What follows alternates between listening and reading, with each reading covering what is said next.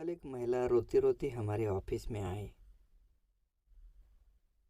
इतना रोई कि उसका सर दर्द कर रहा था। हमने उनको पूछा कि आखिर कारण क्या है, आप इतना क्यों रो रही हैं। तो उसने सर दर्द पकड़ते हुए बताना शुरू किया कि क्या करो, मेरी हालत तो बद से भी बदतर हो गई है। एक तो मैंने घर वालों के परमिशन के बिना शादी की थी। उस ज़माने में मैं बहुत खुश थी। मुझे लगा था कि उसके जैसा कोई नहीं इस दुनिया में। और आखिर हमने भागकर शादी करने का फैसला कर लिया। मैं भाग गई और हमने मंदिर में शादी कर ली। मगर शादी के बाद उसके घर वालों ने मुझे स्वीकार नहीं किया। मुझे अलग थलग करने की कोशिश की। घर के सारे काम वो मुझसे ही करवाने लगे और बात बात पे मुझ पे गुस्सा होने लगे।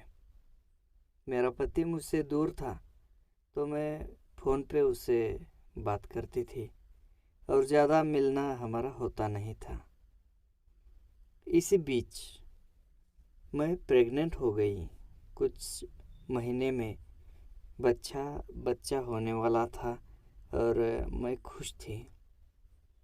मगर उसी समय एक हादसा हुआ। जो मेरे पति ने बहुत सारा कर्जा लिया हुआ था और वो कर्जा चुकाने के चक्कर में घर और ज़मीन बेचना पड़ा। मुझे बहुत दुख हुआ क्योंकि अब हम रास्ते पे आ गए थे, सड़क पे आ गए थे। घर वालों ने हमें बाहर निकाल दिया था। तुम्हारे कारण सबको परेशानी हो गई, अब हमारे साथ मत रहो। पेट में छोटा बच्चा था तो मैं कर भी क्या सकती थी। मैं दूसरों के घर बर्तन धोने लगी। जो भी काम मिले, झाड़ू पोछा लगाने का, बर्तन धोने का या खाना पकाने का, वो करने लगी।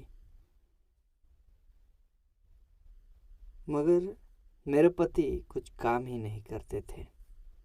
बार बार मुझे झगड़ा करते थे और मुझे मारते पीटते भी थे। मैं क्या करूं, मुझे कुछ समझ में नहीं आ रहा। मैं आपके पास इसलिए आई हूँ कि क्या मैंने गलत निर्णय लिया। अगर मैंने गलती की है, मुझे लगता है कि मैं दूसरी शादी करूं, कोई अच्छा सा पति देख लूं। और अगर आपको लगता है कि मैं गलत हूँ, मुझे दूसरी शादी नहीं करनी चाहिए, तो आप बताइए। तो दोस्तों, प्रियंका जी की कहानी आपने सुनी। अब हमें उनको क्या जवाब देना चाहिए, आप हमें कमेंट में ज़रूर बताएं, ताकि आपके एक कमेंट से किसी की हेल्प हो। आपकी एक कमेंट किसी के लिए बहुत जीवनदायी साबित हो सकती है। कमेंट के लिए धन्यवाद।